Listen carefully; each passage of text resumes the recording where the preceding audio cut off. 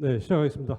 앞에 지금 카이스트의 김용대 교수님 나와 계십니다. 큰 박수로 환영합니다.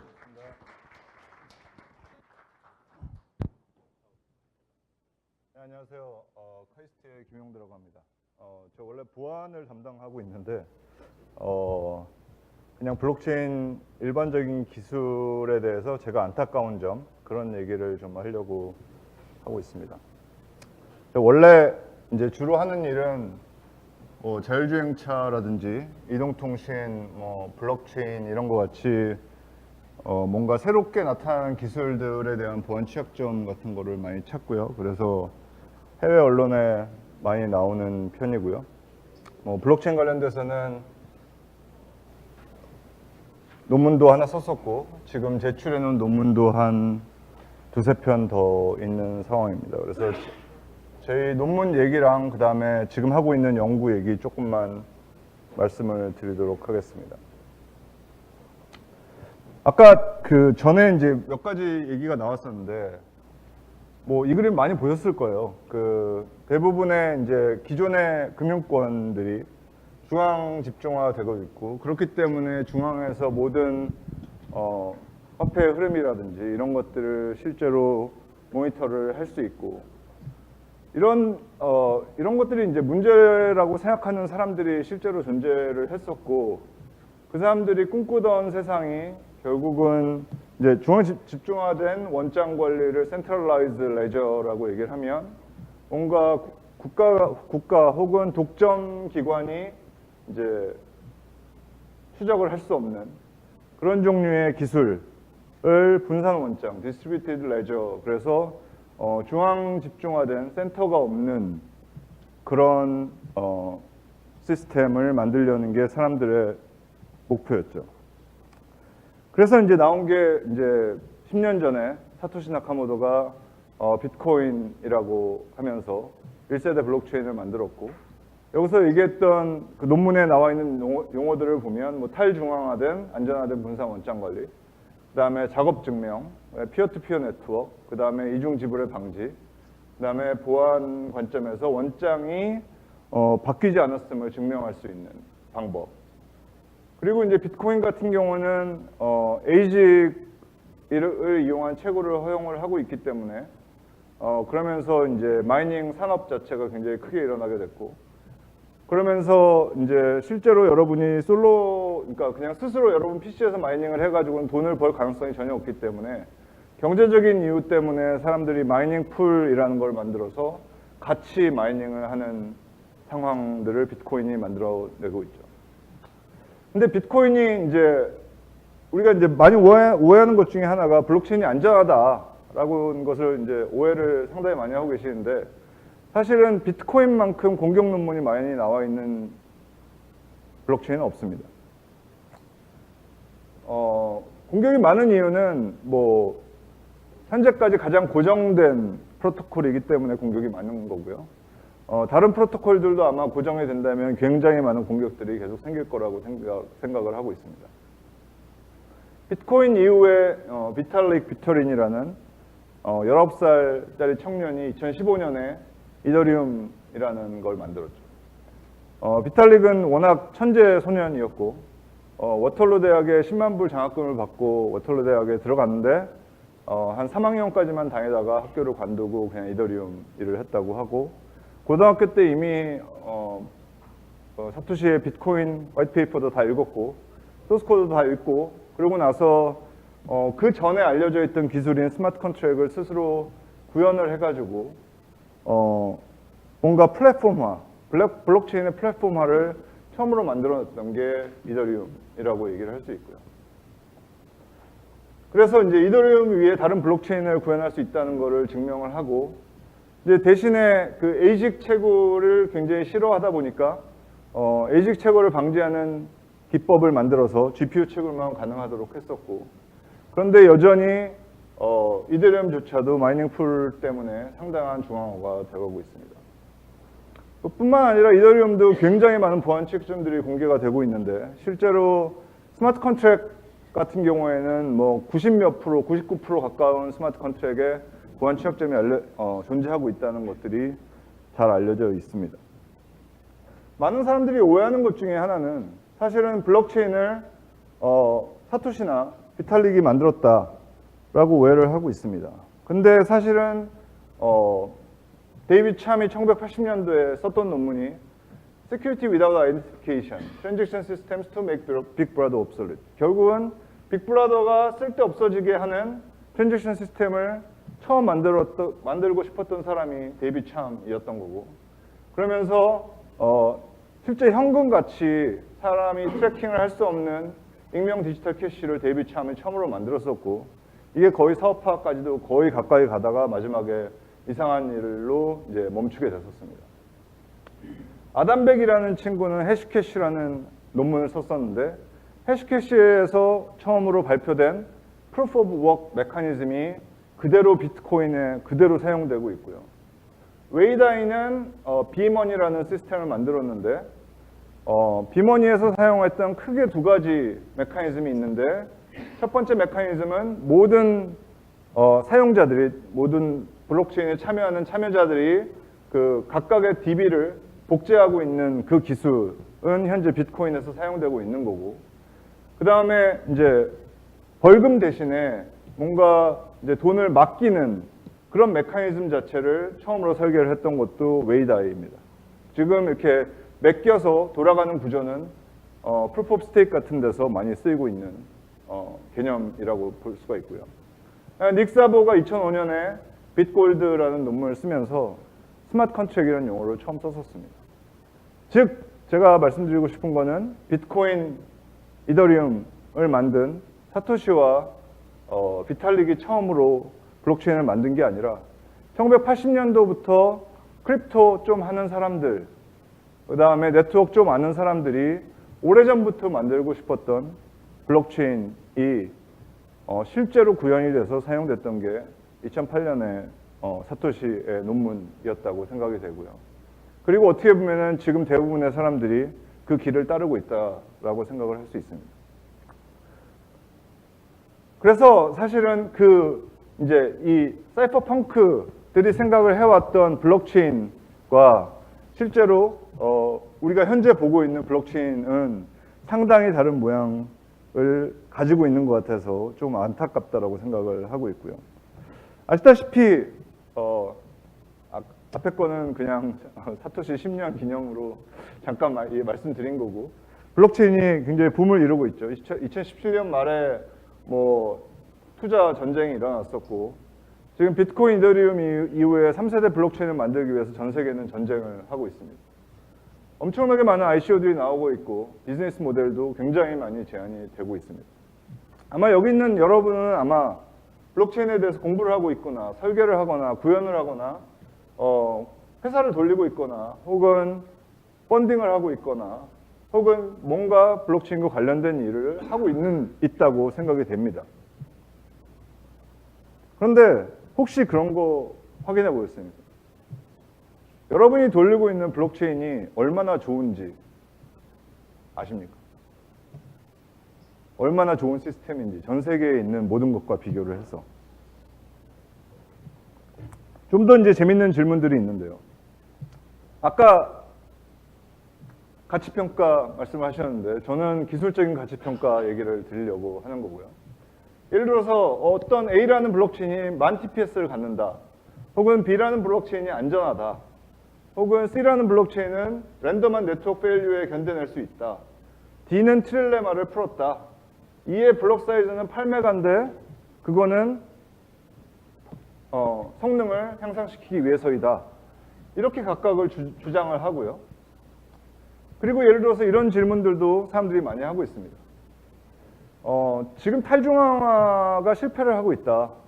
왜냐하면 각 노드들에게 인센티바이제이션을 주기 위해서 뭔가 마이닝 채굴에 대한 보상을 해주고 있는데 채굴에 대한 보상을 하다 보니까 점점 굉장히 많은 마이닝 풀로 중앙집중화가 되어가고 있고, 그렇기 때문에 비탈릭이 했던 말이 레디컬한 디센트럴라이제이션, 뭔가 완전히 다른 디센트럴라이제이션 메커니즘이 필요하다, 이런 말들도 하고 있고, 심지어는 튜링 어워드를 받았던 실비오 미칼리는 인센티바이제이션 안 하겠다. 자기가 만든 알고랜드라는 블록체인을 보고 우리는 인센티바이제이션 안 하겠다. 왜냐하면 인센티바이제이션이 세상에서 제일 힘든 일이기 때문에. 우리는 인센티바이제이션을 포기하고 중앙 집중화를 하겠다. 중앙 집중화가 탈중화만 지키겠다. 그러면 사람들이 말도 안 되는 소리 하지 말아라. 블록체인을 돌리는데 어떻게 인센티바이제이션 안 해주고 블록체인을 돌리느냐. 이런 질문들도 있습니다. 또 뿐만 아니라 POS랑 디포스 관련돼서 굉장히 많은 논쟁이 있어 왔죠. 뭐 디포스가 무슨 탈중앙하냐 이런 말도 하면서 또 후오비와 뭐 EOS 관련된 뮤추얼 보팅 관련된 스캔들도 있었고 굉장히 많은 스캔들들이 실제로 존재를 하고 있습니다.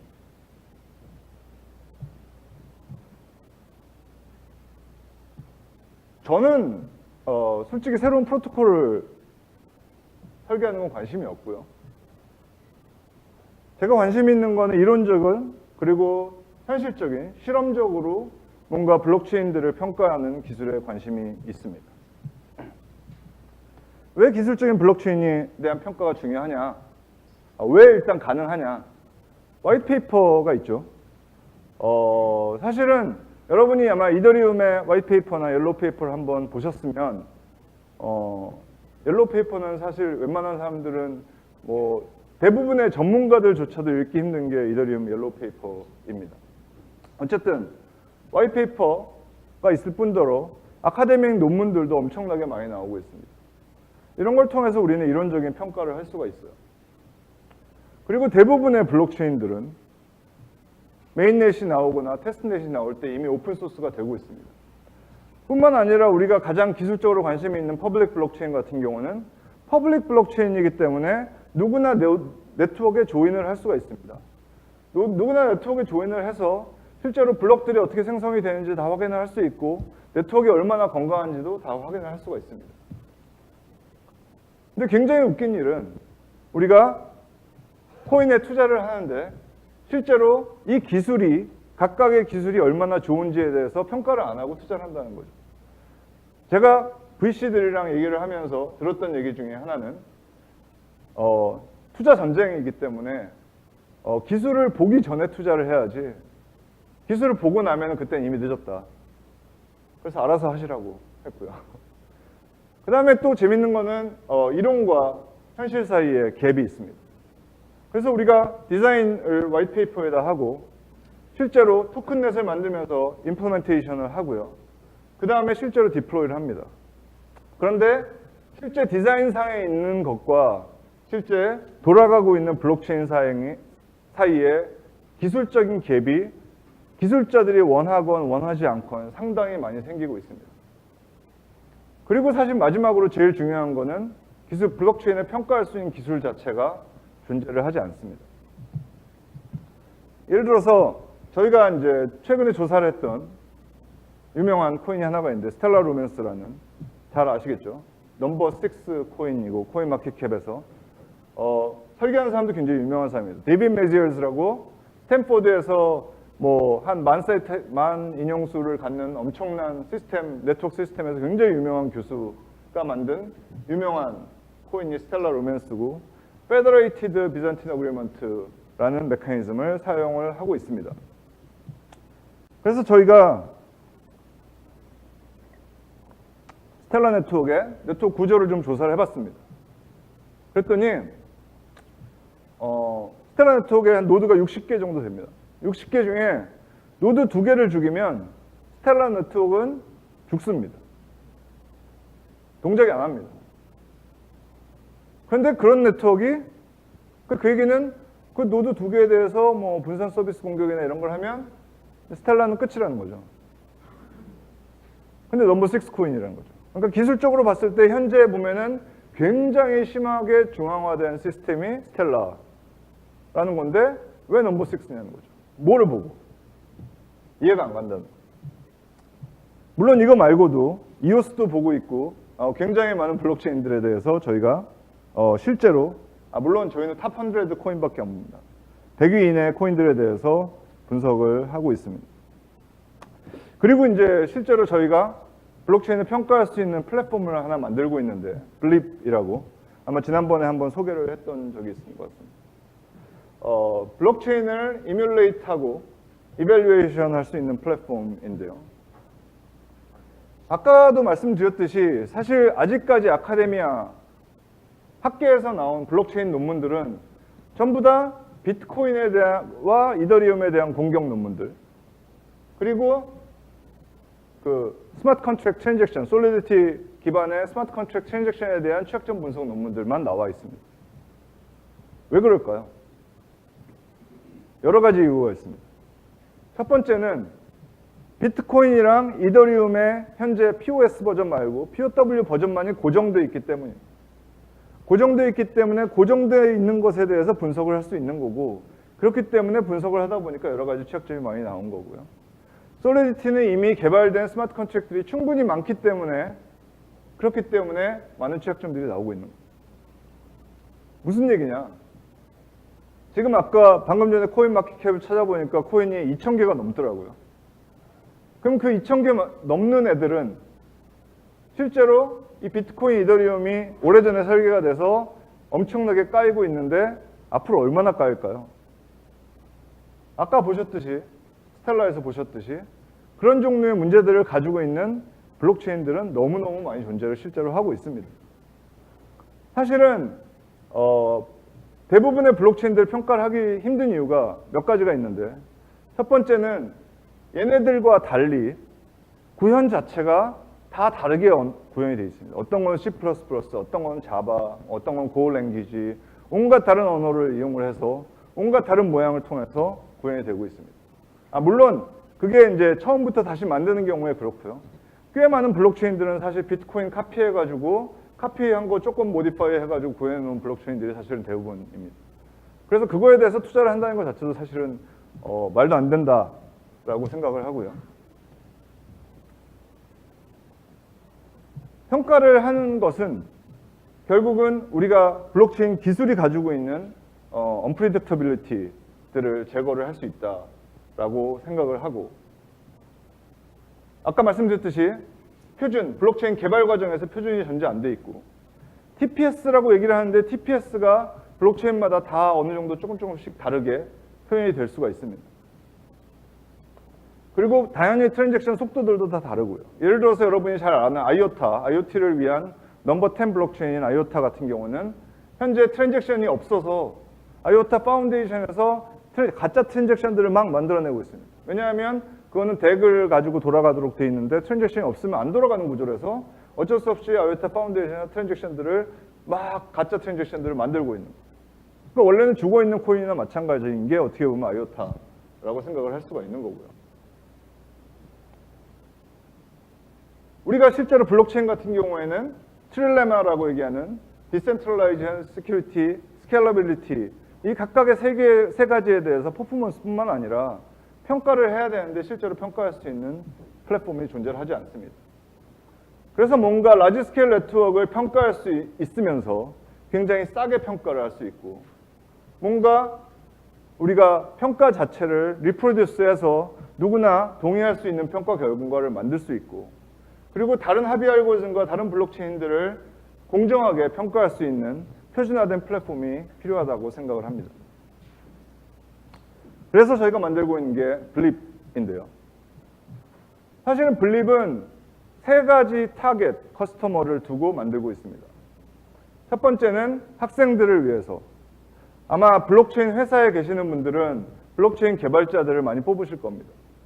블록체인 개발자 중에 여러분이 뽑으신 블록체인 개발자 중에 합의 알고리즘을 나카모토 컨센서스 말고 구현을 해보신 합의 알고리즘, 혹은 PFT랑 나카모토 컨센서스 이외의 합의 알고리즘을 1000노드 이상에 대해서 돌려본 경험이 있는 개발자 뽑아보신 분 있으세요? 아마 없으실 겁니다. 왜? 아마존에서 1000노드 이상 돌리려면 엄청난 돈이 많이 들고 그런 거를 실험할 수 있는 플랫폼이 존재를 하지 않습니다. 그래서 학생들도 실제로 합의 알고리즘도 구현도 못하면서 한 번도 해본 적이 없으면서 저는 합의 블록체인 구현합니다 라고 얘기를 하죠. 그 학생들을 위해서 뭔가 플랫폼이 필요하다고 생각을 합니다. 두 번째는 개발자들인데, 많은 블록체인 개발자들이랑 얘기를 해보면 자기들이 블록체인 개발을 했대요. 근데 테스트를 하고 싶은데 뭔가 랜덤 네트워크 이벤트나 다양한 네트워크상의 이벤트들을 테스팅을 하고 싶은데 그거를 하기 위해서 아마존에다가 자기들이 각각의 블록체인 회사들이 전부 다 미들웨어를 만들어서 구현을 하고 있다는 거예요. 왜 그렇게 하세요? 해야 되니까. 벤처에서 VC들이 원하니까. 그런데 그거를 왜 다 따로 구현을 하는지 이해가 안 가고, 그래서 디벨로퍼들이 아마존에 노드 여러 개 쓸 필요 없이 아마존에서 노드 하나만 가지고 1000개의 블록체인 노드를 실험할 수 있는 플랫폼을 만들 수 있으면 굉장히 좋겠죠. 마지막으로 표준화된 플랫폼, 표준화된 평가 플랫폼이 존재를 하면은 그때부터 다양한 블록체인들의 실제로 성능들을 평가를 할 수가 있게 되고, 성능을 평가할 수 있게 되면 그때부터 기술 평가가 가능해진다라고 생각을 할 수 있습니다. 그래서 이런 똑같은 내용을 가지고 실제로 여러 컨퍼런스에서 발표를 했더니 VC들이 찾아옵니다. 언제 완성되냐고. 조금 기다리시라고 말씀드렸습니다. 어쨌든 뭐 기술적인 내용은 뭐 대충 통과를 하고요. 제가 2012년에 제가 멘티를 하던 학생이 썼던 논문이 있는데요. 그게 토어 아시죠? 토르를 이뮬레이트 하기 위해서 개발했던 기술이 있는데 그 기술이 오픈소스화 돼 있어서 그 기술을 가져와서 실제로 구현을 하고 있고요. 현재 블립은 꽤 많이 구현이 되어 있습니다. 그래서 실제로 이제 구현에 대해서 간단하게 말씀을 드리면 어차피 피어-투-피어 노드들이기 때문에 인터넷으로 통신을 해야 되는데 사실은 내가 PC 한 대에서 1000개의 노드를 돌린다고 치면은 인터넷 통신을 할 필요가 없겠죠. 인터넷 통신을 안 하면 어떻게 하느냐? 네트워크 I/O, 네트워크 통신을 컴퓨터 메모리에다가 썼다가 메모리에서 다른 받는 노드가 읽어주면 됩니다. 그 기술을 구현을 한 거고요. 그래서 굉장히 많은 실제로 P2P 기술들이 구현이 되어 있습니다. 예를 들어서 블록체인을 돌리기 위해서는 네이버들에게 내가 찾은 블록에 대한 정보를 전파를 해야 됩니다. 이거 가십이라고 하고, 내 가십을 하기 위해서는 네이버들에 대한 정보가 필요한데 실제 네이버들의 정보를 찾기 위해서는 피어 매니지먼트를 하는 모듈이 필요하고 가십을 하는 모듈이 필요한데 이게 가십 모듈만 하더라도 두 가지가 구현이 되어 있고 네이버 매니지먼트는 하나가 현재 구현이 되어 있습니다. 그 다음에 당연히 굉장히 많은 트랜잭션들이 들어오겠죠. 그러면 트랜잭션들을 뭔가 저장해 놓는 풀 같은 게 필요할 거고요. 그 다음에 내가 생성했던 혹은 다른 사람이 생성했던 블록을 리플리케이트 해야 되는 모듈도 필요하고 지갑 같은 개념들도 필요할 거고요. 그 다음에 다양한 합의 알고리즘, PBFT나 POW나 POS나 이런 합의 알고리즘들도 구현이 돼서 들어가야 될 거고, 그 다음에 실제로 매뉴얼리 트랜잭션들을 생성할 수 있는 트랜잭션 제너레이터라든지 혹은 네트워크의 이벤트들을 인젝트를 해서 네트워크 어떤 노드를 다운시킨다든지 이런 기능들도 필요할 거라고 생각이 됩니다. 꽤 많은 기능들이 구현이 되어 있고요. 지금 간단하게 데모를 보여드리려고 하고요. 잠시만요.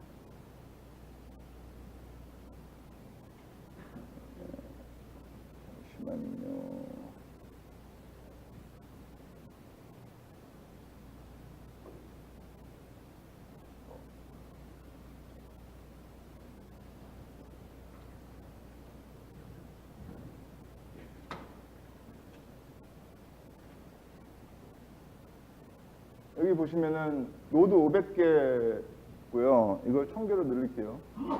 500개로 그냥 하시죠. 500개고 그 다음에 시뮬레이션 타임은 180초고 트랜잭션은 150개를 쏠 거고요. 그 다음에 블록 마이닝 타임, 마이닝하는 타임 에버리지는 10개 10이고 마이닝들 사이에 스탠다드 데비에이션은 2초고 그 다음에 실제로 돌리는 프로토콜은 비트코인을 돌리고 있고요. PC 한 대에서 돌리고 있습니다. PC 한 대에서 500노드, 사실 1000노드도 얼마 안 걸리는데 그냥 돌려보도록 하겠습니다. 런을 하면은 이제 노드들이 돌기 시작을 하고요. 그 다음에 요 밑에 이제 제네시스 블록이 하나 생기고 처음에는 500개의 노드들이 피어 릴레이션을 먼저 맺어야 되거든요. 그래서 피어 릴레이션을 맺고 나면 그 후부터 잠시 후에 제발 블럭들이 여기 나오는 시간은 실제 리얼타임이고요. 좀 이따가 시뮬레이션 타임도 나올 텐데요. 500개의 노드들이 지금 열심히 친구 관계를 맺고 있는 이제부터 나오기 시작을 합니다. 그래서 네, 잘 나오죠? 그래서 가끔가다 지금 트랜잭션 그 스피드를 그러니까 블럭을 원래는 비트코인은 10분에 한 번씩 생성되도록 되어 있는데 이거를 이제 10초에 하나씩 하도록 되어 있으니까 포크가 좀 자주 나는 편이고 그렇지만 뭐 그렇습니다. 그래서 지금 150개 트랜잭션을 하는데 실제로 2초 정도의 노드 500개가 150개를 돌리도록 이렇게 구현이 돼 있다는 거죠. 그러면 당연히 우리가 미래까지도 뭔가 테스팅을 할 수 있는 환경이 될 거라고 생각이 되고요. 데모는 여기서 잠시 멈추고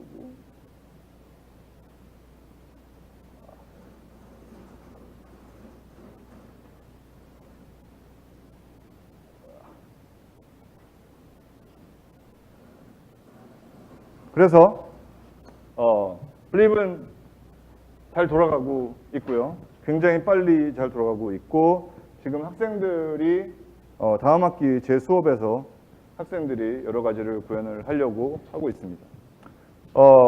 물론 블립에 지금은 현재는 비트코인만 구현이 되어 있는데 앞으로 POS나 디포스나 혹은 새로 나온 알고랜드나 이런 다양한 종류의 합의 알고리즘들을 구현을 하려고 생각을 하고 있습니다.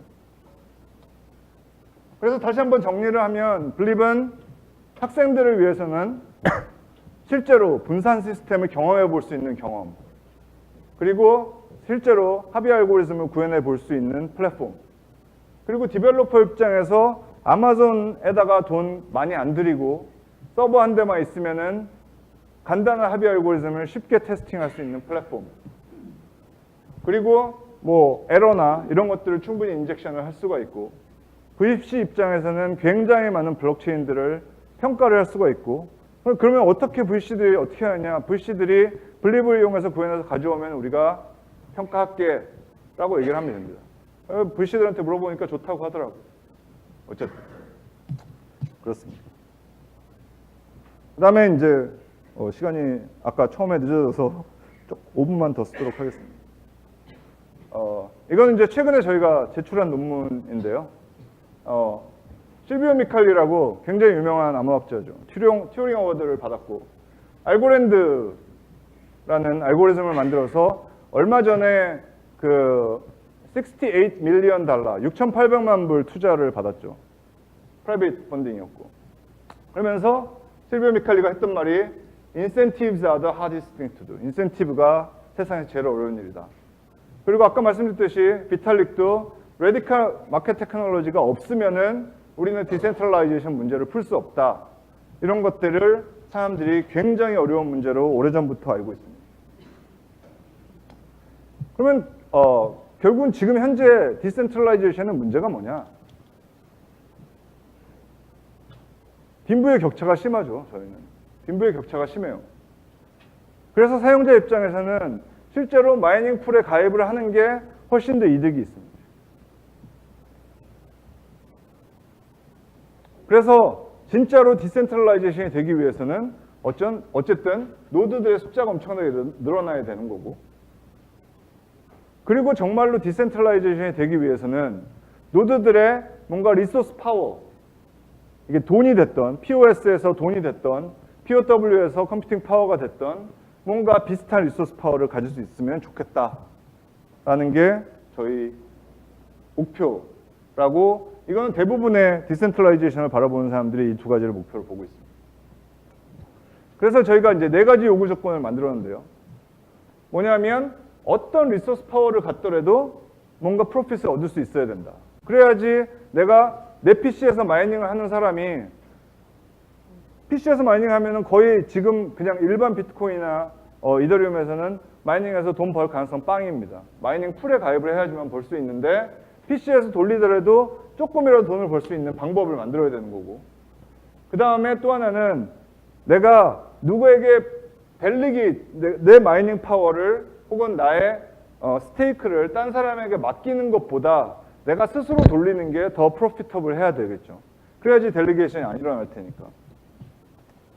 세 번째는 한 사용자가 여러 개의 노드를 돌리는 것보다 한 사용자가 한 개의 노드를 돌리는 게 더 프로피터블 해야 됩니다. 이거는 뭘 생각을 하시면 되냐면 EOS를 생각을 하시면 되는데요. EOS 같은 경우에 지금 예를 들어서 누가 엄청나게 돈이 많다고 생각을 해보세요.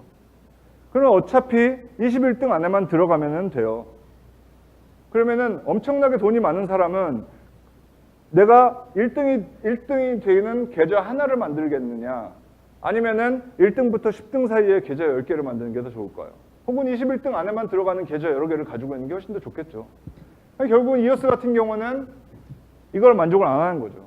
당연히 노드 입장에서는 노드를 스플릿해서 여러 개의 노드를 돌리는 게 훨씬 더 이득입니다. 그 다음에 리소스 파워, 노드들의 리소스 파워가 점차적으로 점점 평등한 세상이 돼야 될 것이다 라는 게 이제 저희가 네 가지 조건으로 찾은 거고, 이 네 가지 조건을 만족하면은 저희가 증명을 한 게 시스템은, 블록체인 시스템은 full decentralization, 아까 얘기했던 아이디얼한 디센트럴라이제이션에 도달할 수 있다. 이거를 증명을 했습니다.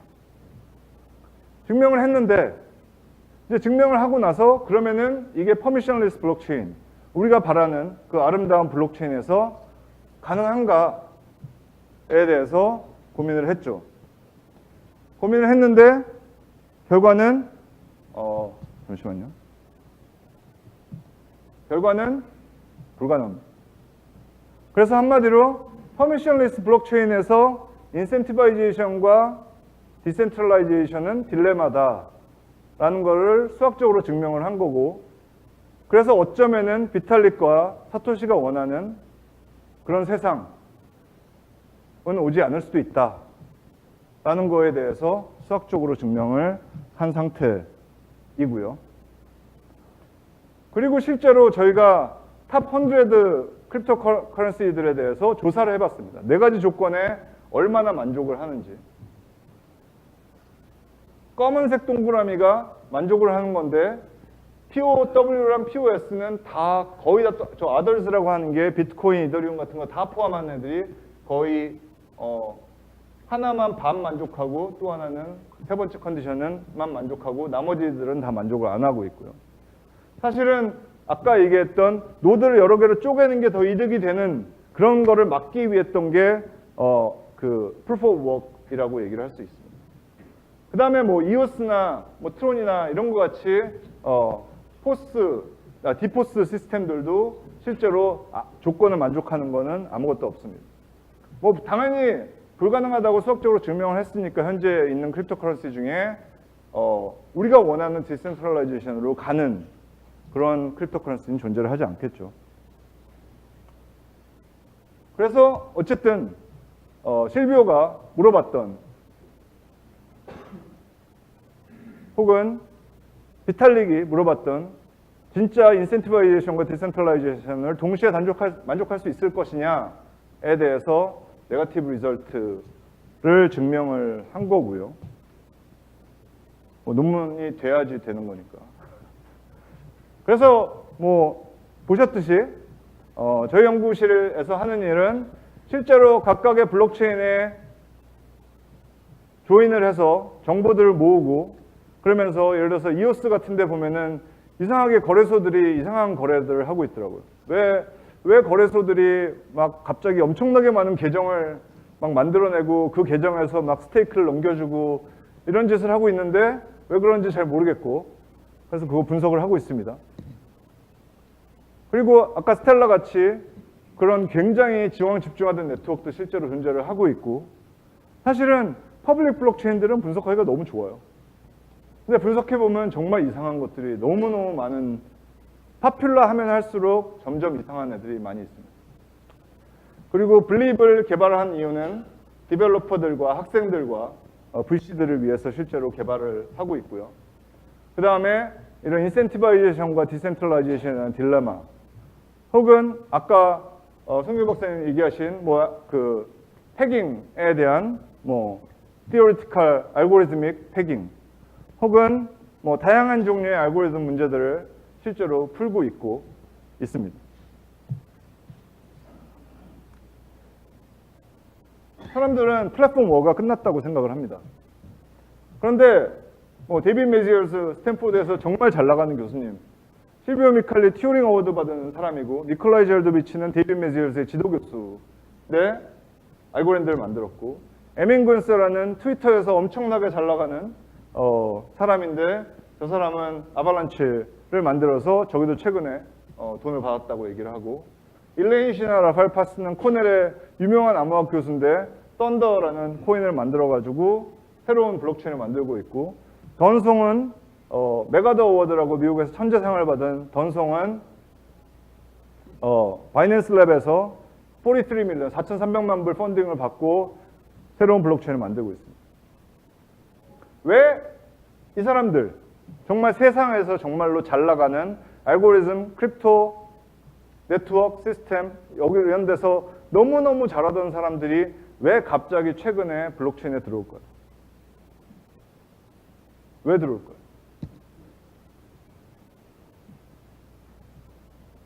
그거를 생각해 봐야 된다고 생각합니다. 물론 우리가 불가능성을 증명할 수도 있습니다. 불가능성을 증명할 수도 있지만 그렇지만 그러니까 저희 사실 논문에서도 불가능성은 증명을 했지만 몇 가지 길은 만들어 놨습니다.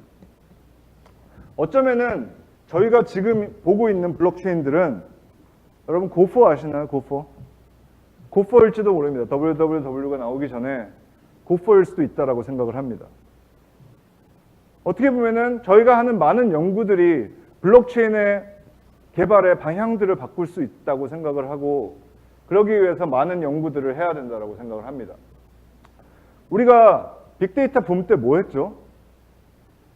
빅데이터를 이용한 어쩌고 저쩌고 응용들만 했죠.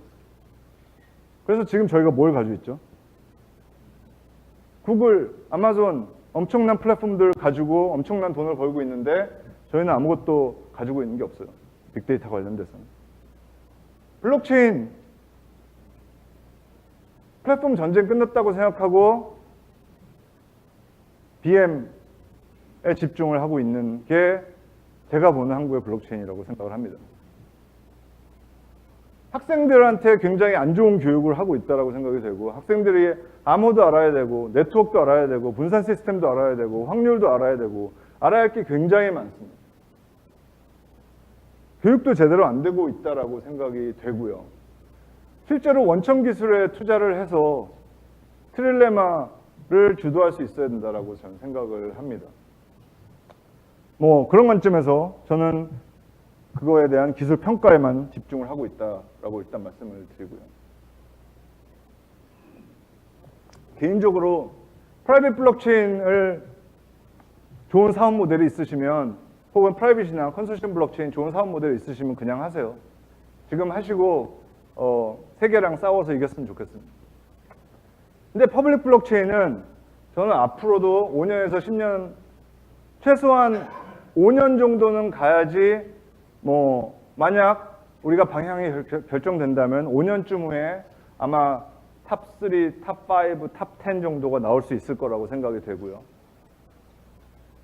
그리고 그 탑5 중에 탑10 중에 서너 개가 결정이 돼서 지금 윈도우즈, 애플, 리눅스 이렇게 세 가지 진영으로 편제가 되듯이 플랫폼이 편제가 되기까지는 엄청나게 많은 시간이 걸릴 거라고 생각이 됩니다. 물론 그 중간에 보안 문제들은 끝도 없이 생길 거라고 생각이 되고 그 보안 문제들이 엄청나게 많은 돈이 아마 훔쳐지는 그러다가 어쩌면은 실패를 할 수도 있고요. 지금 최근에 RCO에 대한 투자가 굉장히 줄었다고 얘기하는데 RCO에 대한 투자가 준 거는 결국은 기술이 부족한 겁니다. 기술이 지금 현재 벽을 딱 마주치고 있는 거고 노력을 하는데 안 되는 거죠. 이더리움에서 포스 구현하는데 지금 몇 년 걸렸습니다. 근데 아직도 제대로 안 돼 있다. 문제 있다. 사이드 체인도 여전히 문제 있다. 그런 얘기 계속하고 있습니다. 사이드 체인 빠른데 보안 문제가 있다라고 사람들이 얘기를 하고 있습니다. 그런데 왜 우리는 마치 블록체인이 다 끝난 거냐? 이제 우리는 BM만 하면 된다. 라고 생각하는지 저는 이해가 가지 않고요. 사실 스마트 컨트랙도 요구 조건조차 제대로 만들어져 있지 않다고 생각합니다. 스마트 컨트랙이 튜링 컴플리트여야 하나요? 혹은 스마트 컨트랙에서 제대로 처리할 수 있는 어떤 랭귀지를 써야 되나요? 우리가 스마트 컨트랙을 위한 버추얼 머신은 어떤 걸 써야 되나요? 지금 해외에서 옛날 자바스크립트 버추얼 머신 만들던 사람들 다 스마트 컨트랙 플랫폼 만들고 있습니다. 왜? 지금 해야 될 때라고 생각하기 때문에. 근데 우리는 지금 플랫폼을 안 하고 있어요. 원천 기술에 대한 연구 개발이 정말로 절실할 때라고 생각을 하고 인력이 절대적으로 부족합니다. 학교에서 대부분 학생들 동아리 위주로 하고 있습니다. 동아리 위주로 하면서 학생들이 공부를 하는 게 아니라 비즈니스 모델을 찾고 있습니다. 공부를 해야 될 때라고 생각합니다. 그리고 마지막으로 블록체인 비즈니스는 프라이빗 블록체인 하실 게 아니라 국내에서 프라이빗 블록체인을 하실 게 아니라 진짜로 블록체인을 가지고 싸운다면 세계와의 경쟁이라고 생각을 하고 세계랑 이겨나갈 수 있는 그런 블록체인 기술들이 한국에서 많이 나올 수 있기를 바랍니다. 고맙습니다.